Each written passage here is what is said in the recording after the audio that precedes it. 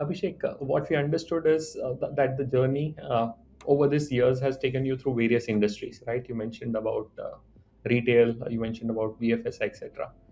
And you worked across these various formats.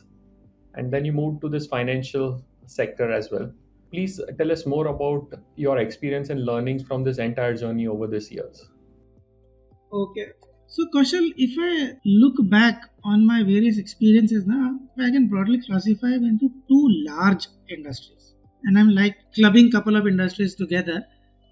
So, one industry is retailing. So, my experiences with Shoppers Stop Limited, Walmart India, and I was with Spencer's Retail Limited as well for a year. So, that was hardcore core retailing. And my another set of experience has been with retail financial services. So it has been retail always, but it was hardcore retailing and retail financial services when my experience with ICICI Bank and now with Edelweiss Group. So I'll talk about from these two broad domains. The first one is retailing. When I say retailing now, retailing has one very peculiar thing, and I'm actually trying to answer in not in the most obvious way for what people would know from what I have learned. Retailing is one industry where you see consumers at very close quarters, and consumers actually, whenever we are interacting or I'm interacting with someone or we are talking, we always have a kind of a mask with us where we're trying to portray the best of us, and that we do in all interactions, whether it's personal or professional. But in retailing, the masks actually come off because the consumer is actually behaving like what he or she is, because he or she is picking up something for either food and grocery or something like apparel or anything. So you can see consumer from fairly close quarters and see them behaving very naturally. Okay, that's very interesting and peculiar about retailing because that gives you an insight which probably no data can give you. No amount of data can give you. So that is one learning from retailing or my experience retailing.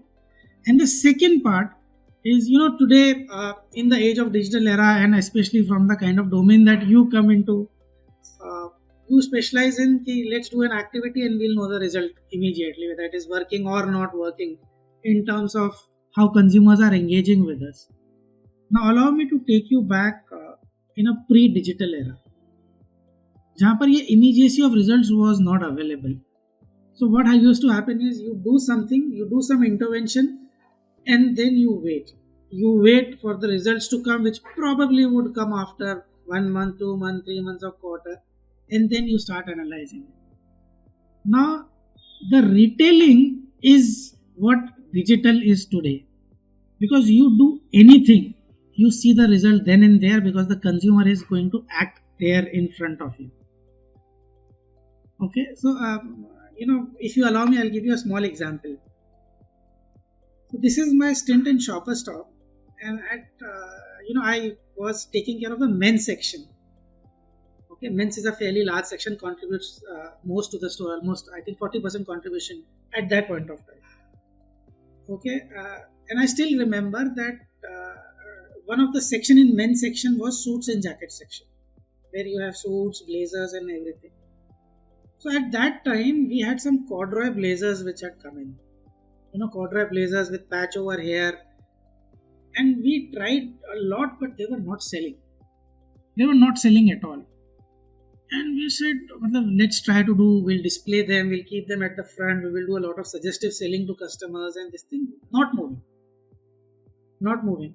Now, if I go and analyze the data from a data in person, I think probably this range is not working. Let's tell Blackberries that this range doesn't work, don't introduce this one. We said, let's try to do an experiment. Since the jacket was corduroy, we said people will probably wear in a casual wear kind of a context, not in a formal suits kind of a context. So we took the entire range of that corduroy blazers and moved them to casual section. Okay, and within 2 days, that entire range got sold. Within 2 days, it was just the matter of adjacencies and placement. And if I talk about in your industry, you would probably say whether you're targeting the right set of customer or not, under the right platform or not. It is exactly that. That's what I learned from retailing, that you can do something and see immediate results, and a concept like that exists. So that was the learning from retailing industry. So if you ask me exact learning, number one, the first learning which I carry even today is action bias. Okay, go ahead and execute. Okay, ज़्यादा से ज़्यादा क्या होगा, it will not work, but at least you will not fail for not lack of trying. So action bias is one. Second learning that came to me is retailing is also extensively people heavy business, because the people are selling on the floor and you have to manage. And I'm talking about front end right now, I'm not talking about back end of retailing. It's an extensively people heavy business. You have to, rather than managing customer service, you have to manage the people. If you can manage the people well, they'll take care of customers on their own. And so that learning has been with me. The third learning is irate customers are always an opportunity. It's always an opportunity because customer is giving you a chance to do service recovery and convert that recovery into delight.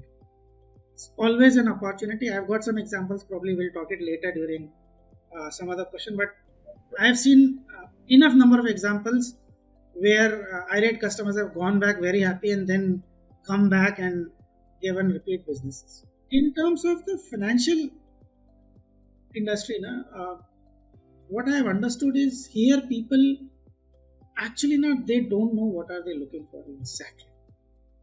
They have a very faint idea or a broad idea of what they want, but what they do not know is, as compared to Apple, they clearly know that hey, they are there for buying a blazer or they are here for buying a sari or whatever. But here in financial sector, you are saying that that's completely actually I'm a little different. A little different point I'm making. Point I'm making is, let's take an example. A customer wants a loan. The customer is very clear that he or she wants a loan, and the end user is very clear in the mind that if it's a home loan, I want a home loan, or if it's a vehicle loan, I want a vehicle loan.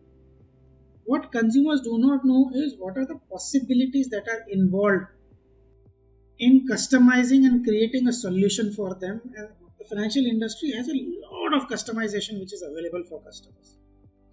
If this is not possible, this can be possible.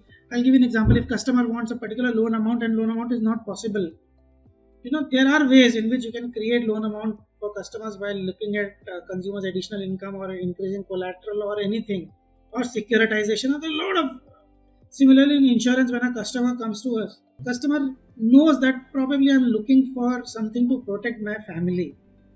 But when you start spending time with consumers, you realize that while protection is a stated need, there are a lot of unstated needs that your other products and solutions can also handle.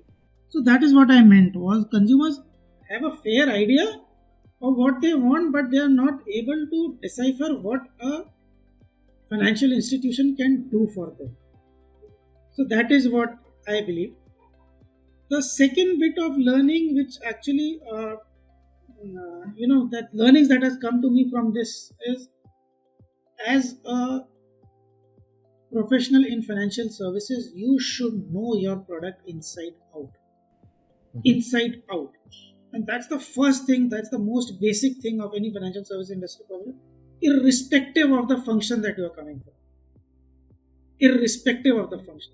For any marketer, that would be true, that they should know their product inside out. Yeah, that is what I'm saying. Not even market. You need to know product inside out and what your product can do. And what are the, इसको हम कहते हैं ना, मतलब another way to look at it is, her product में कोई ना कोई जुगाड़ है जो आप consumer की help कर सकते हैं. You need to understand that what your product can do for customers. So that is one. Second is, most of the time when consumer is interacting with you for a financial product, consumer is high on the vulnerability state, and that vulnerability is coming from not understanding the product.